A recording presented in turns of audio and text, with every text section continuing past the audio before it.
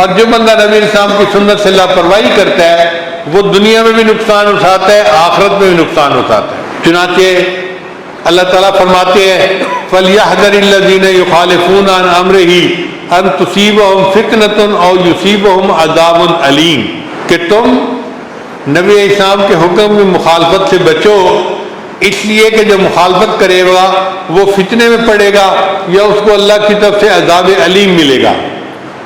آج سنت سے بے پرواہی کرنے کی وجہ سے ہم بحیثیت قوم عذاب علیم میں گرفتار ہیں۔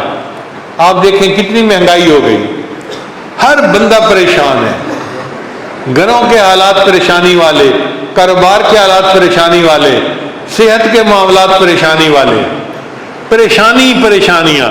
اور اس کی بنیادی وجہ کیا ہے کہ ہم نے نبی علیہ السلام کی سنت کی قدر نہیں کی جیسے ہمیں کرنی چاہیے تھی۔ آج یہود و نصارہ کے طریقوں کو لوگ زیادہ پسند کرتے ہیں۔ ماں بچے کے لیے کپڑے خریدنے جاتی ہے تو وہ یہود و نصارہ کے جو کپڑے ہیں ان کو پسند کر کے لاتی ہے، پینٹ ایسی ہو، شرٹ ایسی ہو۔ دل میں یہ شوق نہیں ہوتا کہ میرے بیٹے کا لباس سنت کے مطابق ہونا چاہیے، میں اپنے بیٹے کو سنت لباس پہناؤں تو میرا بیٹا اللہ کو بھی پیارا لگے گا، مجھے تو یہ پیارا لگتا ہی ہے۔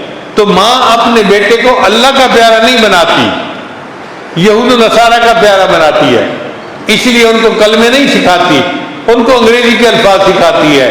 Twinkle twinkle little star how I wonder what you are. کیا بے وقوفی کی بات ہے۔ مسلمان بچیاں اپنے بچوں کو اگر یہود و نصارہ کے طریقے کے کھانا پینا سکھائیں اور سنت نہ سمجھائیں تو پھر نبی اسلام کی سنت حفاظت کون کرے گا؟ آج اس بات کی ضرورت ہے کہ حضرت حذیفہ رضی اللہ عنہ والا ایمان ہمارے اندر آ جائے اور ہم یہ کہنے لگے کہ میں ان احمقوں کی وجہ سے اپنے محبوب کی سنت کو نہیں چھوڑ سکتا۔ عورتوں کے اندر بھی یہی جذبہ ہونا چاہیے کہ ہم ان احمقوں کی وجہ سے اپنے بچوں کو انگریزی طور طریقے نہیں سکھا سکتے، ہم ان کو نبی اسلام کے طریقے سکھائیں گے اور ان کے طریقوں میں نجات کا فلسفہ بتائیں گے۔